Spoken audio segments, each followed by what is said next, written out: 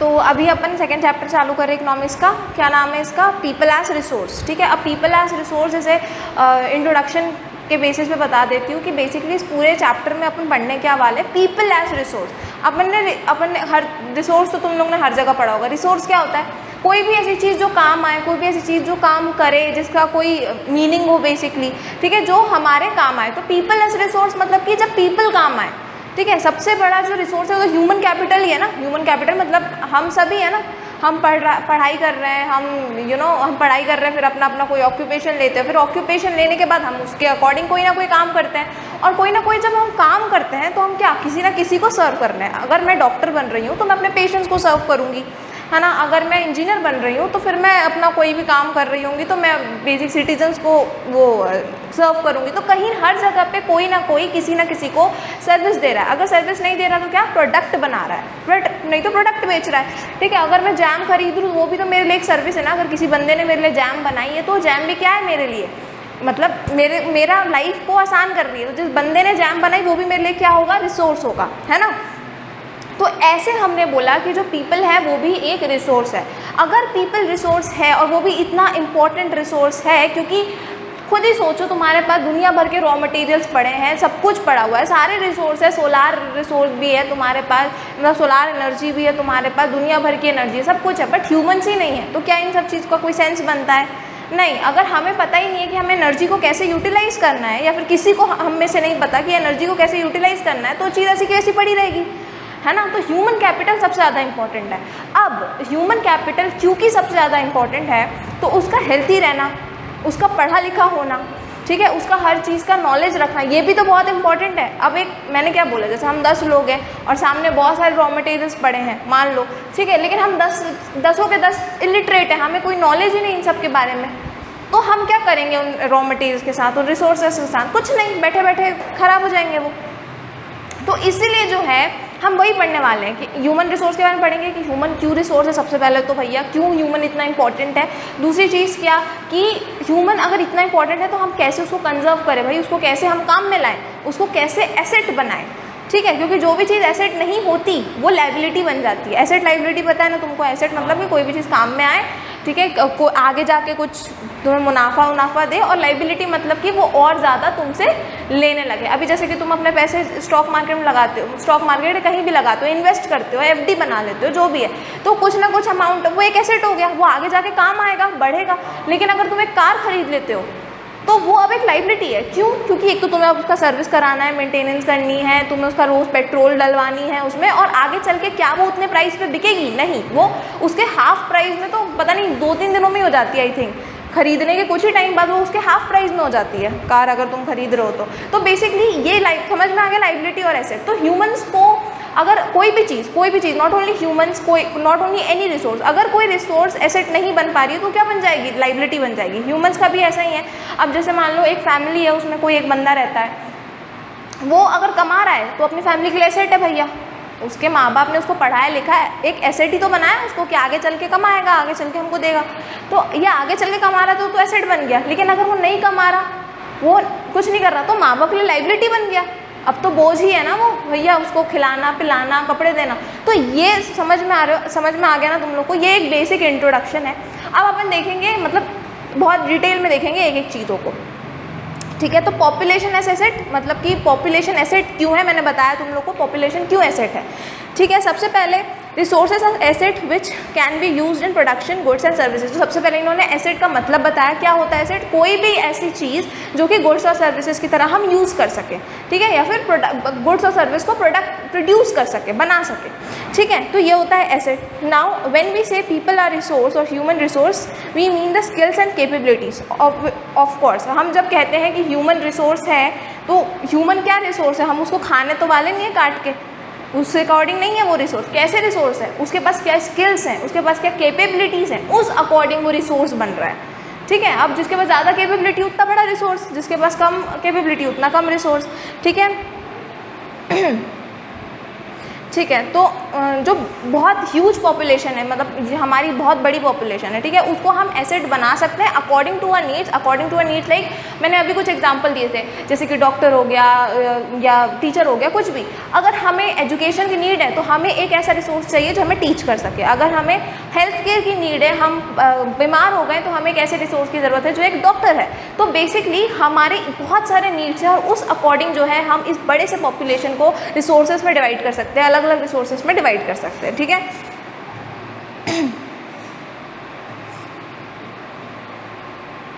हाँ, और एक बात उन्होंने यहाँ पे लिखी, याद रखना कि पॉपुलेशन विद एसेट, हमने कहा ह्यूमन रिसोर्स या फिर पीपल एज रिसोर्स, बोलना यही यहाँ पे यही बोला जा रहा है, ह्यूमन कैपिटल। इन सबको किस टॉपिक के अंदर लाओगे तुम लोग? ह्यूमन कैपिटल, ठीक है। जब भी हम ह्यूमन को ऐसे रिसोर्स बोल रहे हैं तो हम क्या बोलेंगे उसको? ह्यूमन कैपिटल, ठीक है। और एक और चीज़ यहाँ पे ये लिखी हुई है कि ह्यूमन कैपिटल सबसे ज़्यादा इंपॉर्टेंट इसीलिए है क्योंकि जो बाकी रिसोर्स है उसको हम एज अलोन यूज़ नहीं कर सकते। Alone in the sense if we are using anything else, तो उसके पास ह्यूमन कैपिटल तो लग ही जा रहा है। जैसे कि we have energy, so we need human to access that energy, ठीक है। और अगर सिर्फ एनर्जी की बात कर रही हूँ, अगर मान लो सोलार एनर्जी की बात करूँ, तो सिर्फ सन की रोशनी से हाथ में नहीं कैच करेगा ह्यूमन, ठीक है। क्या तुम्हें एक सोलार पैनल बनाना पड़ेगा, तुम्हें इसके लिए सिल्वर की नीड है, तुम्हें कुछ केमिकल्स की नीड है, ठीक है, तुम्हें जो भी उसका पूरा सिस्टम की नीड है। तो बेसिकली वो भी एक रिसोर्स लग रहा है। तो कोई भी रिसोर्स ऐसे अकेले नहीं आता, बहुत सारी चीज़ों को लेकर आता है। मतलब तुमको अगर ये चीज़ यूज़ करनी है तो उसके साथ ये भी करो, ये भी करो, ये भी करो। लेकिन अगर ह्यूमन्स की बात हम करें तो ह्यूमन्स हम एज अलोन यूज़ कर सकते हैं, ठीक है। क्यों? क्योंकि भैया उसको टीचर बना दो, उसको इंजीनियर बना दो या उसको डॉक्टर बना दो, ये बंदा अपना अकेले अकेले काम करता रहेगा और इसके पास समझ है। पहली बात, सबसे बड़ी बात कि इसके पास समझ है, इसके पास दिमाग है सोचने के लिए। तो ह्यूमन रिसोर्स इस वजह से सबसे ज़्यादा इंपॉर्टेंट है। अब यहाँ पे लिखा हुआ है कि ह्यूमन रिसोर्स क्योंकि बहुत ज़्यादा इंपॉर्टेंट है तो उसके लिए हमें सोचना पड़ेगा। अब कैसे सोचना पड़ेगा? Education, health care, public facilities, ये सारी जो चीज़ें हैं जो ह्यूमन्स को रहने देंगी, जिंदा रहने देंगी और उसको कहीं अच्छी जगह दिमाग लगाने देंगी, ठीक है। अब एक मान लो कोई ह्यूमन है, वो सिर्फ जी ही रहा है, मान लो सिर्फ जी रहा है, वो कुछ कर नहीं रहा देश के लिए, ठीक है, वो उसने कुछ नहीं किया देश के लिए, वो सिर्फ जी रहा है, अपना खाना पीना देख रहा है। तो फिर ऐसे इंसान का क्या मतलब? ऐसे इंसान का क्या मतलब जो किसी के लिए कुछ नहीं कर रहा? वो कैसे एक रिसोर्स बनेगा? वो कैसे एक एसेट बनेगा? ठीक है। तो उसी की बात की जा रही है यहाँ पे कि इसीलिए जो ह्यूमंस हैं उनको इस तरीके का माहौल देना चाहिए, इस तरीके एजुकेशन, इस तरीके का उनका वातावरण होना चाहिए कि उनको अपने सिर्फ सराउंडिंग की फिक्र ना हो, उनको आगे बढ़ने का मोटिवेशन हो और वो कुछ ज़्यादा करें, ठीक है। और वो कैसे किया जा सकता है? मैंने बताया, उनको अच्छी एजुकेशन देके, उनको फिट रख के, उनको हेल्थ केयर अच्छा प्रोवाइड करके, ठीक है, पब्लिक फैसिलिटीज़ देके, है ना, इन सब चीज़ों को हम देंगे तो बंदा आगे की सोचेगा और यही सब नहीं सोचते रहेगा basically. Investment in human capital benefits both the individual and society. वही बोला गया है कि अगर हम ह्यूमन कैपिटल में, देखो इन्वेस्ट करना ही हो ना, जैसे तुम्हारे मम्मी पापा हैं तो उन्होंने तुमको पढ़ाया, तुम क्या हो? ह्यूमन कैपिटल हो, तुम ह्यूमन कैपिटल हो। अभी एसेट हो, अभी कुछ दे नहीं रहे हो, अभी मतलब दोगे बाद में, ठीक है, अभी दोगे तुम बाद में, मतलब कि बाद में तुम रिटर्न्स दोगे। लेकिन अभी तो तुम्हारे मम्मी पापा सब कुछ कर रहे हैं ना, तुम पे खिला रहे, पिला रहे, कपड़े लत्ते सब दे रहे, तो क्या कर रहे हैं? वो बेसिकली एक इन्वेस्टमेंट कर रहे हैं तुम्हें। फीलिंग्स में मत जाना, just understand with the resource thing, ठीक है, कि वो लोग अभी क्या कर रहे हैं? तुम लोगों पे इन्वेस्टमेंट कर रहे हैं। तो वही बोला गया है कि ह्यूमन कैपिटल में इन्वेस्ट करना, यानी कि लोगों पे इन्वेस्ट करना पूरी सोसाइटी के लिए, पूरे देश के लिए अच्छा है। ऑब्वियस सी बात है, तुम एजुकेशन पे अगर तुम खर्च कर रहे हो, गवर्नमेंट एजुकेशन पे खर्च कर रही है, तो एजुकेशन पे खर्च करना मतलब क्या? वो ह्यूमन कैपिटल पे खर्च कर रही है, वो लोगों पे खर्च कर रही है। और अगर देश के जो लोग हैं वो एजुकेटेड होंगे तो ऑब्वियस सी बात है कि देश बढ़ेगा, है ना। तो ह्यूमन कैपिटल पे इन्वेस्ट करना पूरी सोसाइटी, पूरे नेशन के लिए बहुत अच्छा है, ठीक है। तुम लोग इतना लिख लो।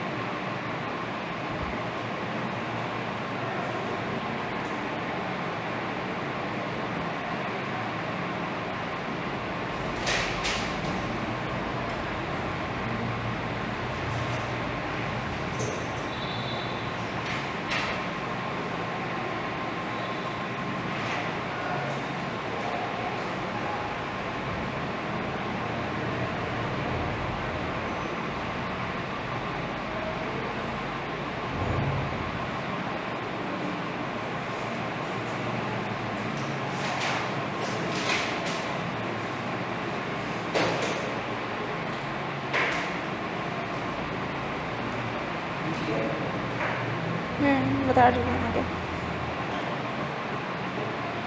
ठीक है, तो ये हो गया अपना पॉपुलेशन एज एसेट्स हो गया, हमने देख लिया बेसिकली कि क्यों ह्यूमंस को हमने एसेट बोला है, ठीक है। तो अब हम आके क्या देख रहे हैं, इकोनॉमिक एक्टिविटीज़, ठीक है, ये टॉपिक पढ़ रहे हैं। अच्छा, तो ये इकोनॉमिक एक्टिविटीज़ मतलब इकोनॉमिक जो तुम्हारी बुक है उससे क्या समझ रहे हो, वो नाम क्यों दिया हुआ है, मतलब कि सारी वो चीज़ें जो पैसों से रिलेटेड है या मतलब कंट्री के पैसों से रिलेटेड है, ग्रोथ से रिलेटेड है, ठीक है। तो इकनॉमी जहाँ पे भी आएगा वो हमेशा पैसे के आजू बाजू ही घूमेगा वो टॉपिक, ठीक है। तो इकोनॉमिक एक्टिविटीज़ मतलब कि वो चीज़ें, एक्टिविटीज़ मतलब क्या, कोई भी काम, कोई भी एक्टिविटी।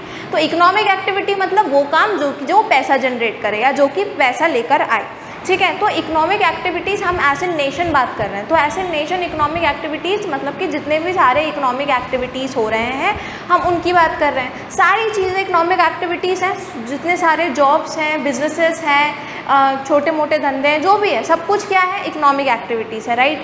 ठीक है, जैसे कि किसी बंदे ने अपनी शॉप खोली हुई है, तुम इंजीनियर बन गए, तुम डॉक्टर बन गए, तुम कुछ भी थोड़ा बहुत कमा रहे हो, ठीक है, तो सारी क्या बनती है, इकोनॉमिक एक्टिविटी बनती है। अब ये इकोनॉमिक एक्टिविटी जो है वो 3 मेजर पार्ट में डिवाइडेड है, एक प्राइमरी सेक्टर, सेकेंडरी सेक्टर और टर्शरी सेक्टर, ठीक है। अब इसको इतना डिटेल में पढ़ना नहीं है क्योंकि 10th में आएगा, बस समझ लो थोड़ा शॉर्ट में कि प्राइमरी सेक्टर क्या होता है। प्राइमरी सेक्टर मतलब कि वो सारी चीज़ें जो एग्रीकल्चर से रिलेटेड है, जो रॉ था ये, हाँ तो हाँ ये तो बहुत ही बेसिक चीज़ है। हाँ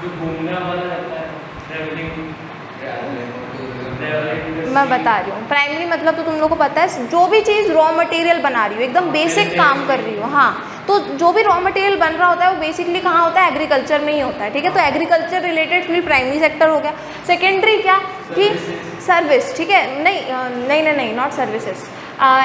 जो सेकेंडरी क्या होता है कि तुमने रॉ मटेरियल बना दिया, रॉ मटेरियल बन गया प्राइमरी में, अब उससे जो फिनिश प्रोडक्ट बनाने का जो सारा काम है वो कौन करेगा, सेकेंडरी वाले करेंगे, सेकेंडरी सेक्टर वाले करेंगे। जैसे कि यहाँ पे जो किसान है वो कॉटन बना रहा है, तो सेकेंडरी सेक्टर वाले यहाँ पे फैक्ट्री खोलेंगे उससे शर्ट बनाने के लिए, ठीक है। तो यहाँ पे ये दोनों क्या कर रहे हैं, प्राइमरी और सेकेंडरी दोनों ही क्या कर रहे हैं, प्रोडक्ट बनाने का काम कर रहा है। ये रॉ मटेरियल बना रहा है, प्रोड्यूस कर रहा है, ये क्या कर रहा है, उस रॉ मटेरियल से फिनिश प्रोडक्ट बना रहा है, पर ये भी प्रोड्यूस ही तो कर रहा है, ये दोनों प्रोडक्शन के काम करते हैं। अब टर्शरी सेक्टर क्या होता है, बाकी जो भी बच गया सर्विस देने वाला काम, जैसे हो गया टीचर, डॉक्टर, जो तुम टूरिज्म हो गया अपना, ठीक है, बाकी जितने भी काम हो गए जो सिर्फ सर्विस दे रहे हैं, कोई वो चीज़ नहीं कर रहे, बस मैंने बोला मेरा बाल काट दो तो एक पार्लर वाली आई उसने बाल काट दिया, ठीक है, तो उसने मुझे कुछ दिया नहीं, मेरा बाल कट गया, बस उसने मेहनत कर दी मेरे लिए। तो ये जो सर्विस है वो कौन करता है, टर्शरी सेक्टर वाले लोग करते हैं ये सर्विस वाला काम, ठीक है। ये हो गया। तो इन 3 पार्ट में जो है हमारी इकोनॉमिक एक्टिविटीज़ बटी हुई हैं, ठीक है।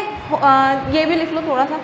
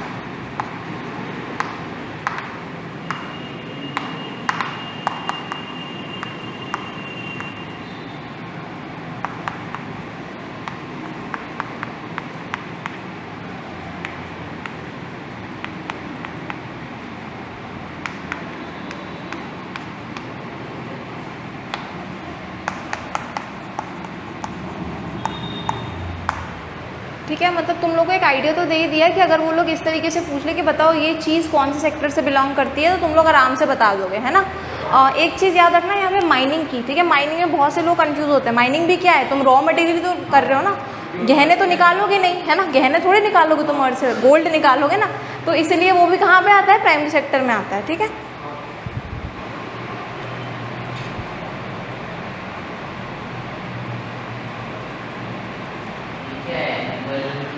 एनिमल हस्बेंड्री, HUSBANDR, हाँ।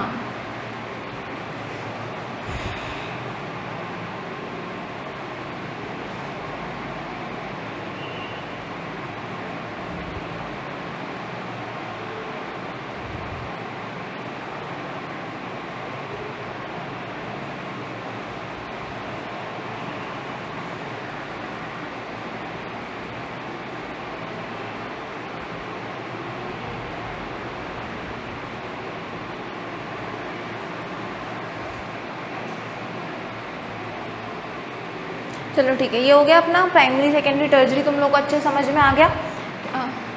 हाँ, तो अब मैं बता रही हूँ, सबसे पहले तो ये सुन लो कि ये जितने ही एक्टिविटीज़ हैं वो सारी इंपॉर्टेंट है, ठीक है। सारी इकोनॉमिक एक्टिविटीज़ इंपॉर्टेंट है क्योंकि वो कहीं ना कहीं पैसे जोड़ रहे हैं हमारे नेशन के टोटल इनकम में, ठीक है, इसलिए सारी चीज़ें बहुत इंपॉर्टेंट है। अब क्या अब दूसरी चीज़ क्या तुम लोग को ये आ सकता है कि बता रही हूँ, मार्केट एक्टिविटीज़ और नॉन मार्केट एक्टिविटीज़, ठीक है। मार्केट एक्टिविटीज़ क्या होती हैं, जो भी काम देखो एक्टिविटीज़ अपन यही है, इकोनॉमिक एक्टिविटीज़ के अंदर ही पढ़ रहे हैं, मार्केट एक्टिविटीज़ और नॉन मार्केट एक्टिविटीज़, ठीक है। तो एक्टिविटीज़, इकोनॉमिक एक्टिविटीज़ समझ में आ रहा है, हम पैसे की बात कर रहे हैं, कोई भी काम जो हमें पैसा ला के दे रहा है। अब उसके अंदर अगर हम मार्केट एक्टिविटीज़ की बात करें तो मार्केट एक्टिविटीज़ मतलब कि जो लिटरली हमको पैसा ला के दे रहा है, लाइक जैसे मैं इंजीनियर हूँ, ठीक है, और मैंने कोई काम किया, ठीक है, मुझे उसकी सैलरी मिल गई, बट मैंने जो काम किया उससे कोई चीज़ हुई होगी ना, देश में कुछ बदला होगा, तो मैंने क्या पूरे नेशन के लिए काम किया और उसके मुझे पैसे मिले, ठीक है, और मुझे पैसे मिले, तो ये क्या होगा, एक मार्केट एक्टिविटी होगी। इसको हम क्या बोलेंगे, एक मार्केट एक्टिविटी, जो कि हमने पैसे कमाने के लिए किया। मैं कोई बिजनेस खोलती हूँ, ठीक है, मैं दूसरों को सर्विस देती हूँ, मुझे उसके पैसे मिलते हैं, तो ये भी क्या है, एक मार्केट एक्टिविटी। कोई भी काम जो हाँ, एग्रीकल्चर भी मार्केट, क्योंकि वो ग्रेन बेचेगा ना, अगर वो ग्रेन हुआ कि खुद खा लेता है तो वो मार्केट एक्टिविटी नहीं है। क्यों? क्योंकि उसने कोई पैसे वैसे किसी को नहीं, मतलब उसको कोई पैसे नहीं मिले, उसने क्या किया, उगाया, खुद खा लिया, तो वो नहीं है मार्केट। लेकिन मोस्टली फार्मर्स खुद के लिए थोड़ी करते हैं, मतलब वो करते होंगे, लेकिन मेनली तो उनका बेचना होता है ना, तो वो रॉ मटेरियल्स बनाते हैं अपने फार्म्स में और बेचते हैं, तो वो भी क्या हो जाएगी, मार्केट एक्टिविटीज़ हो जाएंगी। अब नॉन मार्केट एक्टिविटीज़ पे आते हैं। नॉन मार्केट एक्टिविटीज़ मतलब कि वो एक्टिविटीज़ जो देश में होना ज़रूरी तो है, जो हो तो रही है, लेकिन वो लोग अपने सेल्फ कंजप्शन के लिए करते हैं। जैसे कि अभी मैंने अभी तुम्हें बताया कि फार्मर ने ग्रेन उगाए और खुद खा लिए, सेल्फ कंजप्शन कर लिया उसने, ना किसी को दिया, ठीक है, ना किसी ने उसको पैसे दिया, हाँ, खुद कंज्यूम कर लिया। तो अब ये क्या होगा, नॉन मार्केट एक्टिविटी। जैसे कि वुमेन्स होती हैं, हाउसवाइफ्स होती हैं, उनका घर पे काम करना ज़रूरी है कि नहीं? अगर वो नहीं करेंगे तो फिर किसी को और को रखेंगे, कोई सर्वेंट को रखेंगे, उसको पैसे देंगे, ठीक है। लेकिन जो भी है, तो काम तो नेसेसिटी है, लेकिन वो हो क्यों रहा है, खुद के लिए हो जा रहा है, वो अपने घर के लिए कर रही है वो, तो क्या होता है, उनको पैसे नहीं दिए जाते, वुमेन्स को पैसे नहीं दिए जाते हैं। अब ये जो हाउस होल्ड वाला वर्क है वो किस में आ गया, नॉन मार्केट एक्टिविटी में, क्योंकि वो क्यों हो रहा है, सेल्फ कंजप्शन के लिए। वहीं पे अगर एक सर्वेंट है, वो किसी और के घर पे जा रहा है और काम कर रहा है और फिर उसको उसके पैसे मिलेंगे, तो वो कहाँ चला जाएगा, मार्केट एक्टिविटी में चला जाएगा। क्यों? क्योंकि उसको पैसे मिल गए। जहाँ, बस ये समझ लो, जहाँ पैसा आ गया वहाँ मार्केट एक्टिविटीज़, जहाँ सेल्फ कंजप्शन हो रहा है, सिर्फ खुद कंज्यूम किया जा रहा है, वहाँ नॉन मार्केट एक्टिविटीज़, ठीक है। तो ये भी लिख लो।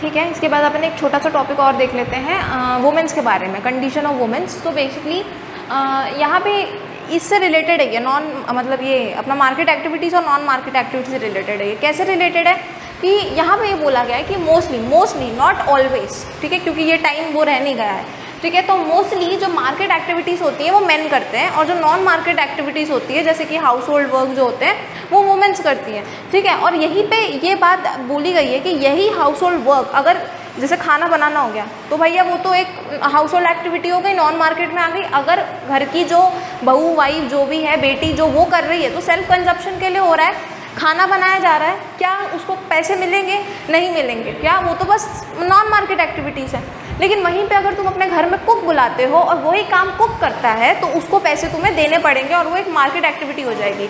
मतलब चीज़ तो पैसे वाली है, मतलब वो चीज़ तो पैसा डिमांड करती है, बट द थिंग इज़ कि कहाँ कब करा गया तो उस अकॉर्डिंग वो चीज़ बदल जाती है, ठीक है। अगर घर का कोई इंसान कर रहा है तो पैसे नहीं देने, और अगर किसी बाहर से बुलाया, कोई कुक को बुलाया तो पैसे देने पड़ेंगे, ठीक है। तो इस वजह से उन्होंने वुमेन्स की कंडीशन बताई है कि बेसिकली वुमेन्स ऐसे बहुत काम करती हैं, ठीक है। और मोस्टली उन्होंने हाउस होल्ड वर्क्स को ही बोला है जिसके उन्हें पैसे नहीं दिए जाते, जिसके वजह से वो पेड नहीं है, जबकि वो काम पैसे वाला है, ठीक है। दूसरी उनकी और प्रॉब्लम्स बताइए वुमेन, ये भी बोला है कि भैया उनको एजुकेट कराओ, वुमेन्स को अच्छी एजुकेशन दो, अच्छे स्किल दो, तो उससे क्या होगा, वो उनको आगे बढ़ने का मौका मिलेगा। ह्यूमन कैपिटल वाली बातें करी हैं, ठीक है। आगे अपन देख रहे हैं कि कुछ चीज़ें जो आज भी औरतों को फेस करनी पड़ती हैं वो क्या है, लैक ऑफ जॉब सिक्योरिटी, ठीक है, कि उनके पास जॉब सिक्योरिटी नहीं होती। आई डोंट एग्री, क्योंकि ये हर किसी को फेस करना पड़ता है, चाहे वो वुमेन हो या मैन हो। जो लैक ऑफ जॉब सिक्योरिटी है वो हर किसी को फेस करना पड़ता है अगर तुम प्राइवेट ऑर्गेनाइजेशन में हो तो, ठीक है। लेकिन we are talking about women, so lack of job security एक पॉइंट है। Second, no legal protection for their work, no legal protection for their work, कि यहाँ पे जो है इनका जो काम है उनको कोई लीगल प्रोटेक्शन नहीं दिया हुआ है। Third, absence of benefits like maternity leaves, हाँ, लीगल प्रोटेक्शन जैसे कि गवर्नमेंट ने कुछ, हाँ, तो वही तो वो तो टाइम आ चुका है कि अब उनको सब कुछ मिल रहा है, but legal protection in the sense कि अगर वो प्राइवेट वर्क कर रही हैं, ठीक है, तो वहाँ पे तो कोई लीगल प्रोटेक्शन नहीं है ना, कि भाई वो तो प्राइवेट ऑर्गेनाइजेशन है, उसका जब मर्जी हो तब जो काम करे, है ना, निकालना है निकाल दे, नहीं निकालना नहीं निकाले। बट ये चीज़ मैन वुमेन दोनों के साथ है प्राइवेट ऑर्गेनाइजेशन में तो, और मैन और वुमेन दोनों के साथ ये नहीं है गवर्नमेंट ऑर्गेनाइजेशन में, बट ठीक है। थर्ड चीज़ क्या बोली गई है यहाँ पे कि lack of security one maternity leave समझ रहे हो ना, जब मतलब कि प्रेग्नेंट होते हो तो भैया तुम कैसे काम करोगे उस टाइम पे, हाँ, तो वो गवर्नमेंट जॉब में रहती है, लेकिन प्राइवेट में क्या पता, ठीक है। तो यहाँ पे लिखा गया है कि भैया प्राइवेट जॉब्स में जो है उनको मैटर्निटी लीव नहीं मिल पा रही है, इसकी भी बहुत कमी है, ठीक है। देन व्हाट, इरेगुलर इनकम, मतलब कि इरेगुलर इनकम है, कभी मिलती है कभी नहीं मिलती है, ठीक है। ऊपर से पांचवी चीज़ ये लिखी है कि उनको थोड़ी सी लो पेमेंट मिलती है। आज वो टाइम नहीं है, वही मैं बोल रही हूँ कि जैसे कि कोई काम अगर सेम काम अगर मैन कर रहा है तो उसको ज़्यादा इनकम मिलती है, और सेम काम अगर वुमेन कर रही है तो उसको कम इनकम दी जाती है, ठीक है। आज वो समय नहीं है कि ऐसा हो, आज सबको इक्वल इनकम मिलती है, बट ठीक है, अगर बुक में लिखा है तो भैया तुम लोग कर लो, ठीक है। तो जो भी है इस तरह की बातें हैं तो अपन ये लिख लेते हैं, ये पॉइंट्स लिख लेते हैं, बट बेसिकली इनमें से वुमेन्स को वो करा गया है, ठीक है। इससे रिलेटेड है कि mostly women's non market activities करती हैं और इस वजह से उनको पेमेंट नहीं मिलती है, और इस वजह से ये बोला जाता है कि ये अनएम्प्लॉयड है, बट द थिंग इज़ वो अनएम्प्लॉयड नहीं है, हाँ, वो तो इतना काम कर रही है, बस वो एक्टिविटी नॉन मार्केट एक्टिविटी हो जाती है क्योंकि वो सेल्फ कंजप्शन के लिए कर रही हैं, ठीक है। तो ये कर लो।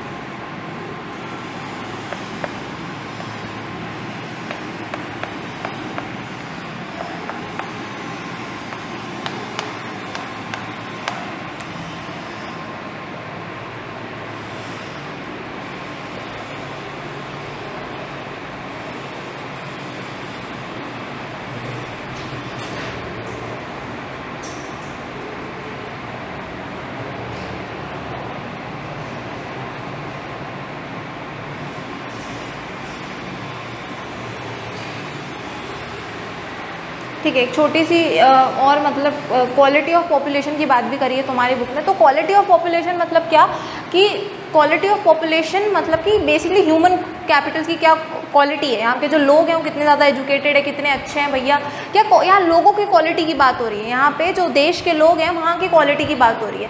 तो वहीं किसी कंट्री के पॉपुलेशन की क्वालिटी कैसे पता करें, कैसे डिटरमाइन करें, ठीक है। हो सकता है कि कहीं पे मतलब तुम ऐसे पर्सन टू पर्सन कैसे डिटरमाइन कर सकते हो क्या, एक बंदा है जो बहुत ज़्यादा मार्क्स ला रहा है ना, एक बंदा नहीं ला रहा है, पर जो नहीं ला रहा है वो बहुत ज़्यादा क्रिएटिव है, उसकी जो माइंड है वो पेंटिंग्स में और यहाँ पे ज़्यादा चलती है, फिर वो कोई डांसर है या कोई इस के सिंगर है, तो तुम किसी को नहीं बोल सकते कि कौन कितना ज़्यादा अच्छी क्वालिटी रखता है, ठीक है। हर बंदा अलग अलग फील्ड में जो है माहिर होता है। तो बेसिकली कंट्री को कैसे एक अच्छी पॉपुलेशन, अच्छी क्वालिटी ऑफ पॉपुलेशन बोले, मतलब तो एक अच्छी क्वालिटी ऑफ पॉपुलेशन 3 फैक्टर से डिटरमाइन किया जाता है किसी भी कंट्री की। वो क्या है, literacy rate, life expectancy, skill formation. Literacy rate कि भैया कितना पढ़ा लिखा है वो तुम, ठीक है, वहाँ की पॉपुलेशन कितनी पढ़ी लिखी है, ठीक है। स्किल फॉर्मेशन का क्या मतलब है कि वो कितनी जल्दी जो है स्किल सीख रही हैं, या फिर वहाँ के लोग कितने ज़्यादा स्किल्ड हैं। देखो एजुकेटेड तो भाई 12th तक का बंदा भी है ना, एक 12th तक पढ़ा लिखा बंदा भी एजुकेटेड है, बट स्किल्स की बात बहुत इंपॉर्टेंट है कि भाई स्किल्स कितने आते हैं इंसान को, ठीक है। सिर्फ एजुकेशन थोड़ी कुछ सब कुछ होता है, स्किल्स आना ज़रूरी है। तो स्किल्स कितने हैं पॉपुलेशन के पास। और थर्ड क्या है कि लाइफ एक्सपेक्टेंसी। लाइफ एक्सपेक्टेंसी मतलब कि बेसिकली वो कितनी उनकी हेल्थ है, मतलब हेल्थी कितने हैं लोग, ठीक है, कब जो है ड्यूरेशन कितनी है उनके लाइफ की। अब जैसे कि कोई कंट्री है वहाँ पे लोग बहुत ही जल्दी मर जा रहे हैं, 30-30 साल के में बस वो मर जा रहे हैं, तो मतलब क्या वहाँ पे कोई तो प्रॉब्लम होगी, वहाँ हेल्थ केयर ख़राब होगा, वहाँ पे लोग जो है ताकतवर नहीं होंगे, हेल्थी नहीं होंगे, वो अंदर से जो कमज़ोर पैदा होते होंगे, कुछ भी प्रॉब्लम हो सकती है। तो अगर तुम्हारे पास बहुत दिमाग है, तुम बहुत ज़्यादा स्किल्ड बन सकते हो, लेकिन अगर तुम्हारे हेल्थ ही सही नहीं है तो फिर आधी चीज़ें तो यहीं पे कट जाती हैं। अब तुम लोग भी पढ़ाई कर रहे हो, लेकिन अगर तुम्हारी तबीयत ख़राब हो जाएगी तो कैसे पढ़ाई करोगे, है ना। तो हेल्थी होना बहुत इंपॉर्टेंट है। तो 3 चीज़ों से जो है क्वालिटी ऑफ पॉपुलेशन बताई जाती है। फर्स्ट लिटरेसी रेट, ठीक है, सेकंड लाइफ एक्सपेक्टेंसी, और थर्ड क्या है अपनी स्किल फॉर्मेशन, ठीक है।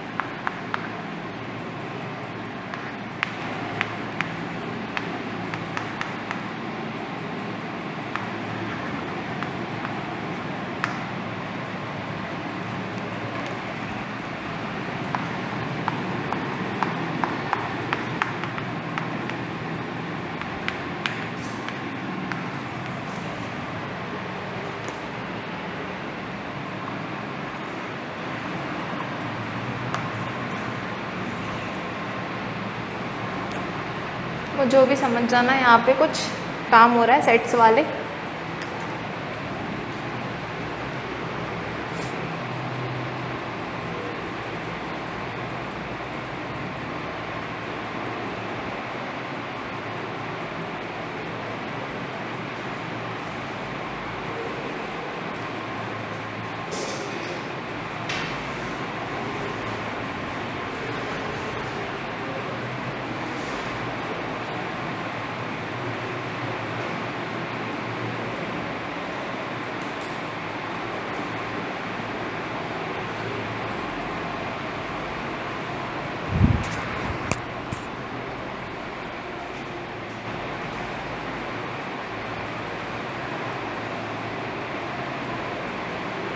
ठीक है, अब थोड़े एजुकेशन को हम ज़्यादा इंपॉर्टेंस देंगे, एजुकेशन के बारे में डिटेल में पढ़ेंगे।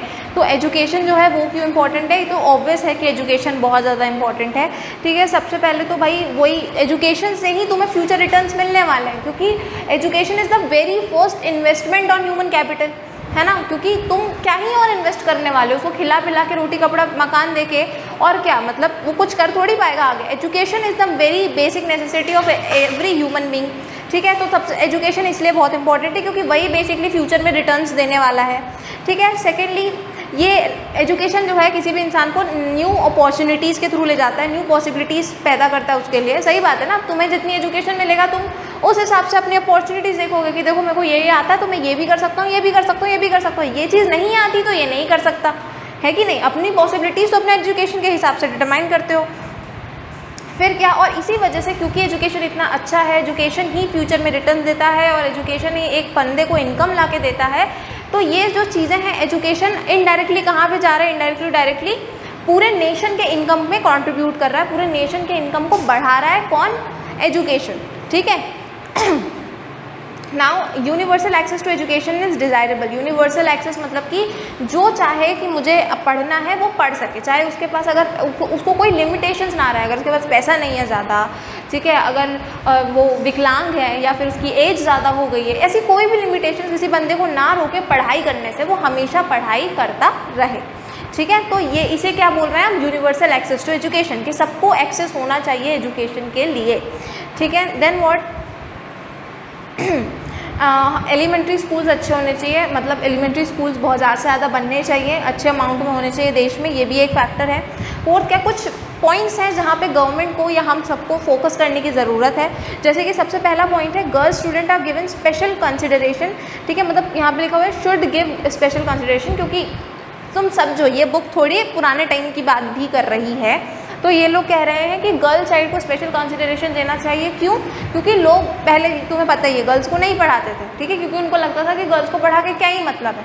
ठीक है, तो गर्ल्स को भी पढ़ाना चाहिए। जस्ट इमेजिन कि अगर गर्ल पॉपुलेशन को तुम अब पढ़ाना बंद कर देते हो आज के टाइम पे, तो जो हाफ इनकम है वो चली जाएगी ना। मतलब अगर तुम गर्ल्स पॉपुलेशन को पढ़ा रहे हो, वो लोग कमाने जा रही है, वो लोग बिजनेस कर रही हैं, तो कितना इनकम बढ़ सकता है कि नहीं। जितनी ज़्यादा पॉपुलेशन उतना ज़्यादा इनकम बढ़ेगा, देश का नहीं बढ़ेगा। अब तुम गर्ल्स को पढ़ाओगे नहीं तो हाफ इनकम तो ऐसी चली गई ना देश की। गर्ल्स बॉयज़ और है ही कौन, तो गर्ल्स चली गई तो हाफ इनकम, मतलब ऑलमोस्ट हाफ इनकम तो चली जाएगी। तो जो भी है, इसलिए गर्ल्स जो है, गर्ल्स को ज़्यादा स्पेशल कंसिडरेशन देना चाहिए ताकि उन पर जो उनके पेरेंट्स हैं वो ध्यान दें। Second, Navodaya Vishwavidyalaya and government schools to provide free access to education. उन्होंने बोला कि गवर्नमेंट स्कूल्स बनने चाहिए ताकि क्या हो, फ्री एक्सेस हो एजुकेशन पे, जिसके पास पैसे नहीं है वो भी आके पढ़ाई कर सके।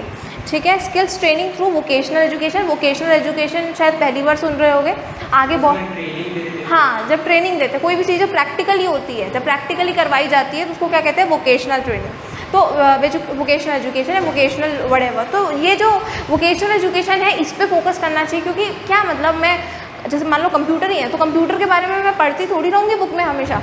जब तक मैं कंप्यूटर चलाऊँगी नहीं, मुझे आएगा नहीं। पढ़ने से क्या होगा, थियरी पढ़ के क्या होगा, प्रैक्टिकल चाहिए ना, है ना। कंप्यूटर, अगर किसी को कंप्यूटर का जॉब करना है तो उसको कंप्यूटर उसके हाथ में होना चाहिए जिस पर उसने प्रैक्टिस की हो। बुक पलट के क्या होगा, पेजों से क्या होगा, है ना।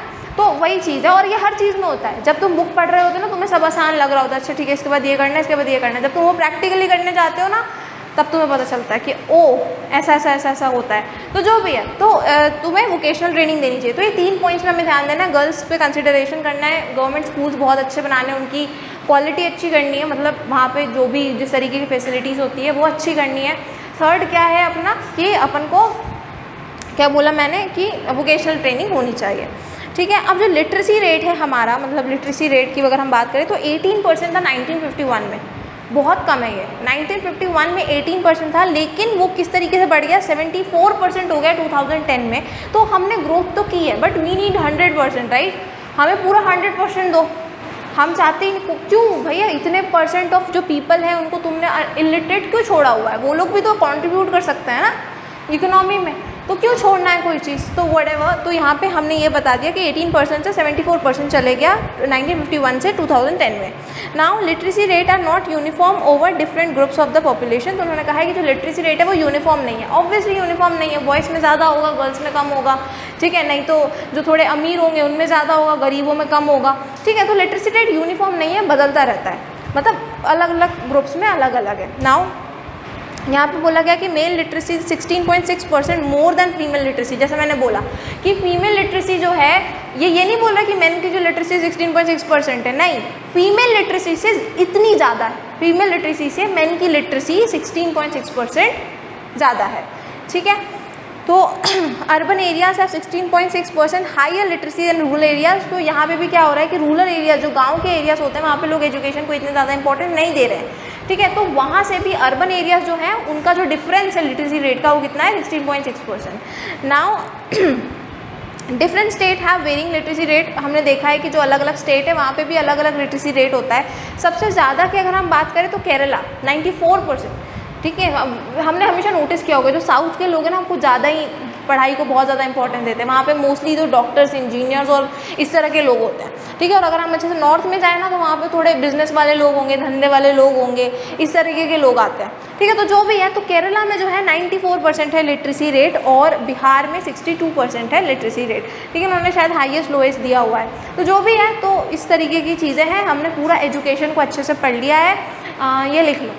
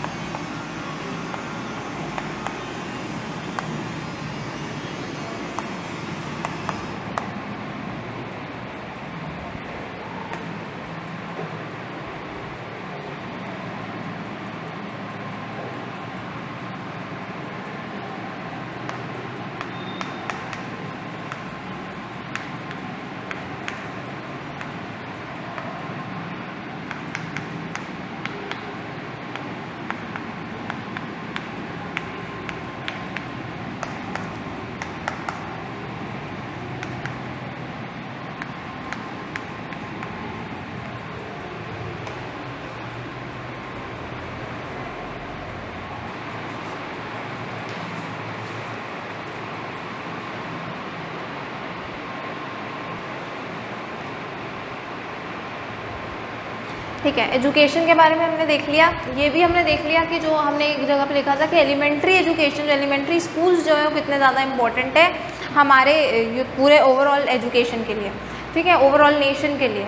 तो यहाँ पे हम एलिमेंट्री स्कूल्स के बारे में ज़रा देख लेते हैं। तो सबसे पहले India has a big network with 8.41 lakh primary schools, बहुत बड़ी चीज़ है ये। तो इंडिया में क्या, जब भी जिस टाइम की बुक है उस टाइम के डाटा के हिसाब से 8.41 लाख अपने हमारे पास क्या थे, प्राइमरी स्कूल्स हैं।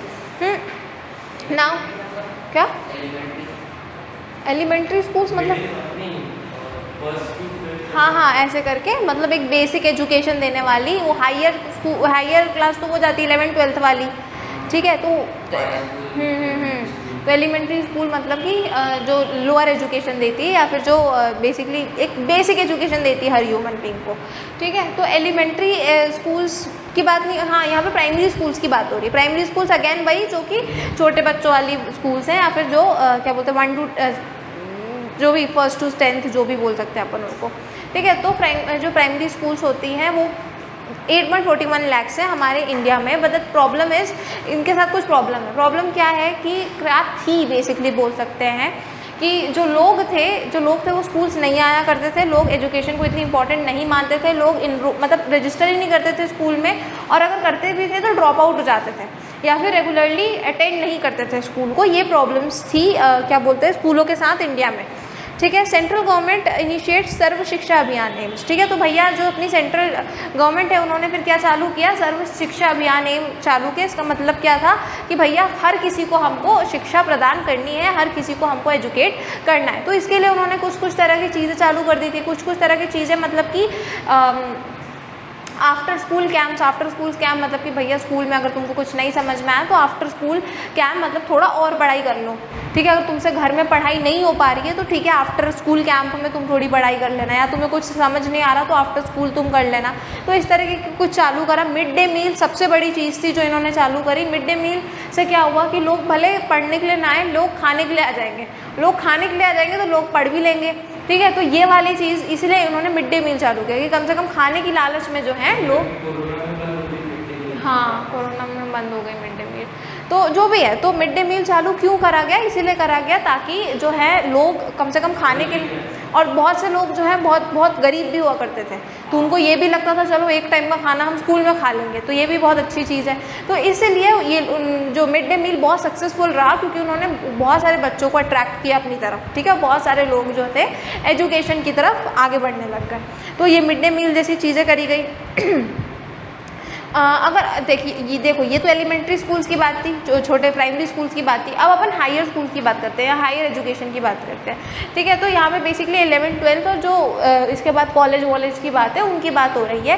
तो ये जो लोग हैं जो ये हायर एजुकेशन के लिए जा रहे हैं, इन पे भी देश को फोकस करने की ज़रूरत है, क्योंकि सिर्फ पढ़ना लिखना सिखा के लोगों को थोड़ी सब कुछ मिलेगा, ठीक है। सिर्फ पढ़ना लिखना आता है लोगों को तो क्या हुआ भाई, काम तो इसके बाद वाली एजुकेशन करेगी ना, डॉक्टर काम करेगा, इंजीनियर काम करेगा, वो तो इसके बाद ये हायर एजुकेशन में पढ़ता है ना इंसान। तो ये सारी जो चीज़ है, ये वाली एजुकेशन जो है ये भी बहुत इंपॉर्टेंट है, और इस पर भी फोकस करना पड़ेगा गवर्नमेंट को और हम सबको, ठीक है। तो वही बोला गया है कि गवर्नमेंट ने क्या इस तरह के जो इंस्टीट्यूट्स हैं वो ओपन करें, ठीक है। गवर्नमेंट इंस्टीट्यूट्स हैं हर जगह पे जो तुम्हें हायर एजुकेशन देती हैं, ठीक है। इंस्टीट्यूट्स ओपन करें, ट्रेनिंग, वोकेशनल ट्रेनिंग ओपन करिए हायर एजुकेशन के लिए, क्योंकि प्रैक्टिकल ट्रेनिंग हायर एजुकेशन के लिए तो और ज़्यादा इंपॉर्टेंट हो जाती है, क्योंकि ये पहले के बच्चे तो फिर भी सिर्फ पढ़ ही रहे हैं ना, लेकिन यहाँ के बच्चों को तो भैया निकल कर काम करना है, निकल के सीधे काम करना है, तो इनके लिए तो प्रैक्टिकल जो नॉलेज है वो और ज़्यादा इंपॉर्टेंट हो जाती है। तो वोकेशनल ट्रेनिंग भी कराई गवर्नमेंट ने, ठीक है। Then what, from 1950 to 1951 when there were only 30 universities in India. समझो पूरे देश में लाइक इतने बड़े देश में सिर्फ 30 यूनिवर्सिटीज़, ठीक है। कब से 1950 से लेकर 1950, 5 साल सिर्फ 30 यूनिवर्सिटीज़। देन अब 2015 और 2016 के ये लोग स्टोरी सुना रहे हैं, we have more than 900 universities. तो इट्स अ बिग नंबर, ठीक है। मतलब 30 से कंपेयर करें तो it's a really big number, ठीक है। तो बहुत यूनिवर्सिटीज़ हैं। अब मुझे नहीं लगता कि हमारे पास यूनिवर्सिटीज़ या स्कूल्स की कमी है, ठीक है। और मुझे ये भी नहीं लगता कि अब लोग ऐसे हैं जो एजुकेशन को इम्पोर्टेंस नहीं देते हैं। ऑलमोस्ट हर कोई एजुकेशन को इम्पोर्टेंस देता है। ओके फाइन, बट ठीक है पढ़ लो। ठीक है। तो ये पहली चीज़ हो गई, हमने एलिमेंट्री एजुकेशन के बारे में पढ़ लिया, हमने हायर एजुकेशन के बारे में पढ़ लिया, ठीक है। इसके बाद जो टॉपिक है जो बहुत ज़्यादा इंपॉर्टेंट है वो है हेल्थ, ठीक है। हेल्थ के बारे में हम अच्छा अभी पढ़ेंगे। अभी पहले तुम लोग एलिमेंट्री एजुकेशन और हायर एजुकेशन का लिख लो।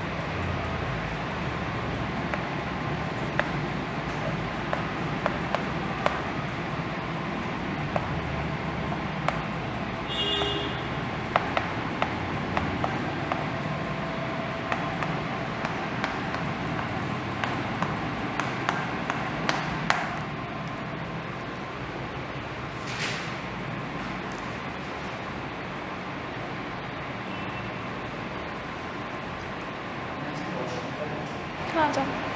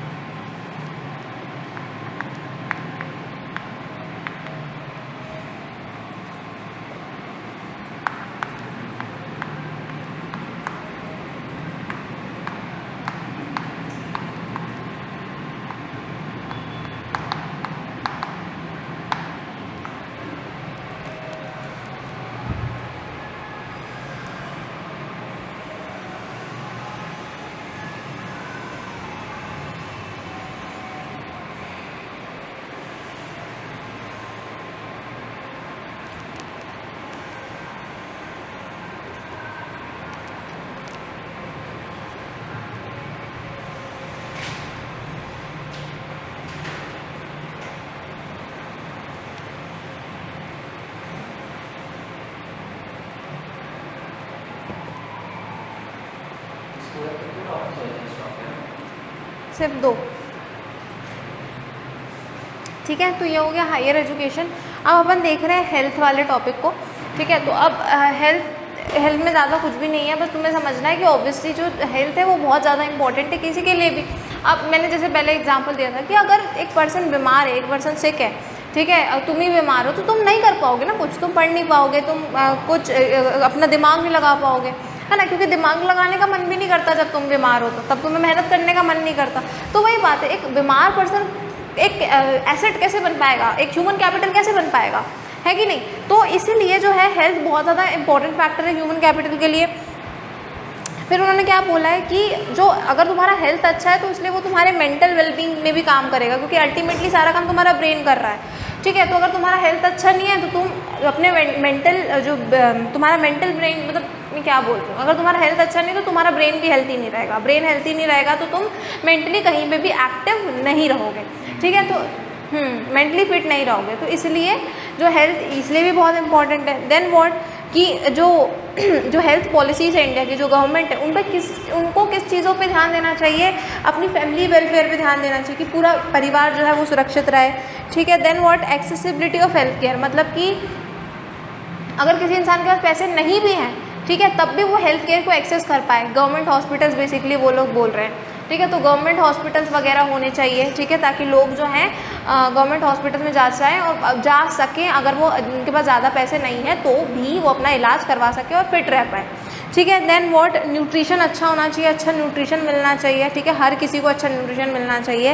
बिल्डिंग हेल्थ इंफ्रास्ट्रक्चर, ठीक है, मतलब हेल्थ इंफ्रास्ट्रक्चर मतलब क्या बोलना चाह रहे हैं, मतलब कि तुम अपना ख्याल रखो, हाँ यही है, तुम अपना ख्याल रखो, हॉस्पिटल जाओ, ये सब काम करो, ठीक है। तो इसलिए ये सारी चीज़ें बोली गई हैं कि गवर्नमेंट को ध्यान देना चाहिए अपनी हेल्थ पॉलिसीज़ पे कुछ इस तरह के काम करके, ठीक है। तो ये हमारा हेल्थ का टॉपिक था, ठीक है, और ज़्यादा इसमें कुछ है नहीं, ये लिख लो।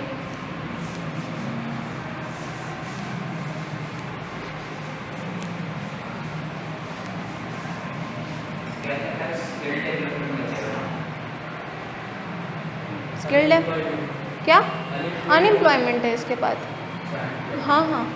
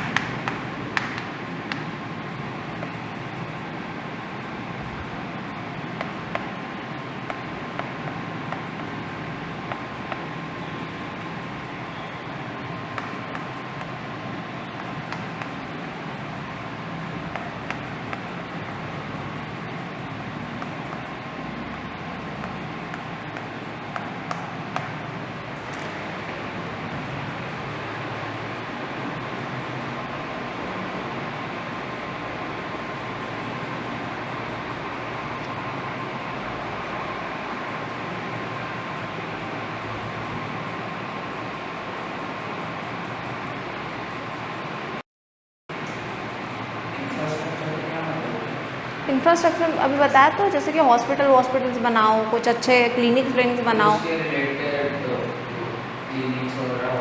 हाँ हाँ हाँ, वही उससे रिलेटेड कुछ इस तरीके की चीज़ें करो। मेडिकेशन सस्ती करवाओ, जो मेडिसिन हैं उनको सस्ती करवाओ, तो जो लोग हैं उसको खरीद सकें।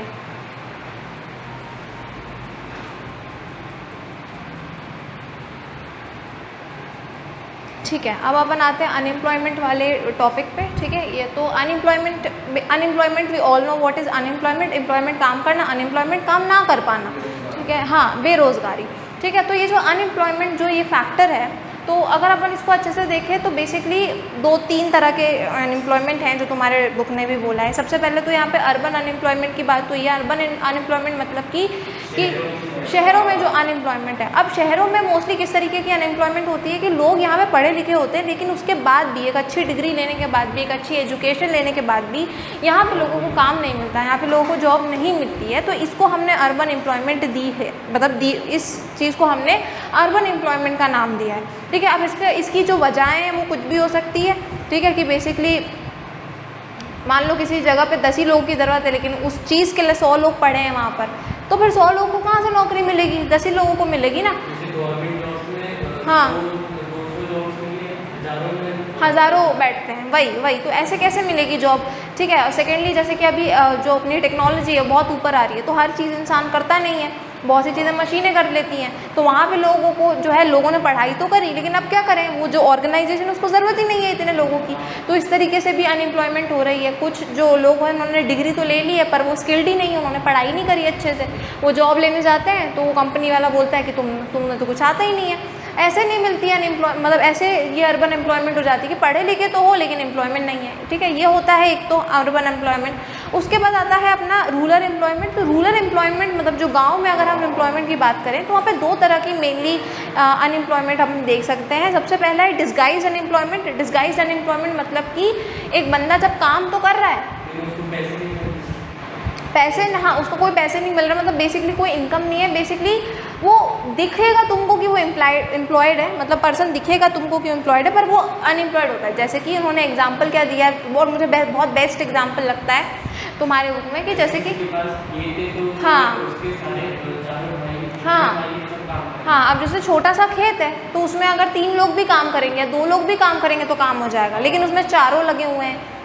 जब कोई ज़रूरत ही नहीं है चारों के लगने की, तो क्यों लगे हो? दूसरा कोई जाओ यार, कोई और दूसरा काम करो, है ना।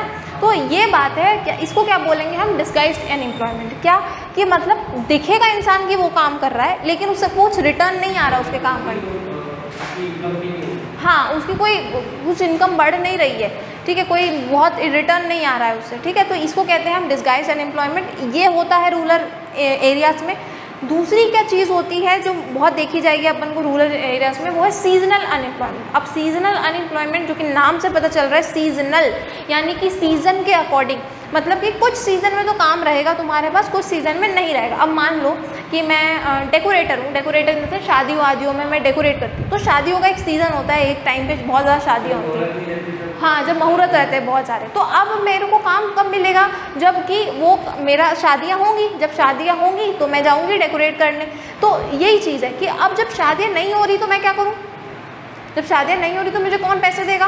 मैं कहाँ काम करूँगी? तो इसे कहते हैं सीजनल एम्प्लॉयमेंट, कि कहीं पर साल के किसी टाइम पे तो आपको एम्प्लॉयमेंट मिली हुई है, लेकिन बाकी टाइम आपको एम्प्लॉयमेंट नहीं मिल रही है। ठीक है, तो इसके बारे में लिख लो।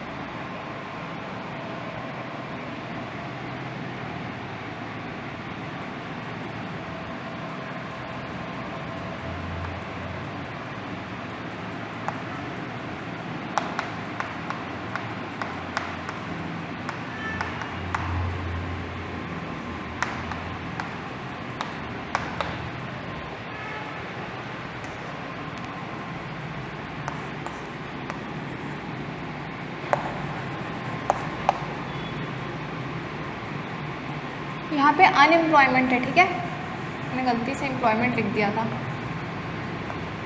ठीक है, यहाँ पे रूरल अर्बन अनएम्प्लॉयमेंट है।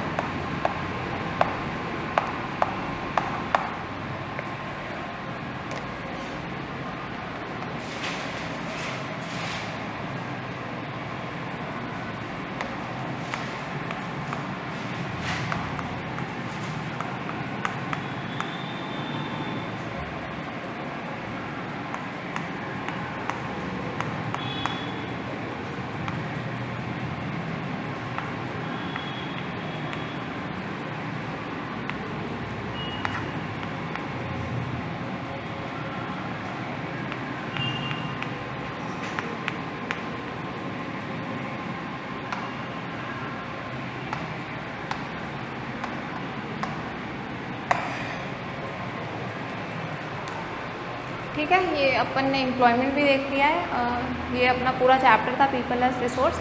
अब कुछ बचा नहीं है, तो ये एंड ऑफ चैप्टर है। कल अपन क्या करने वाले हैं, मतलब कि अगली जो भी क्लास होगी तब अपन क्या करेंगे, सिविक्स। ठीक है, सिविक्स करेंगे, ठीक है।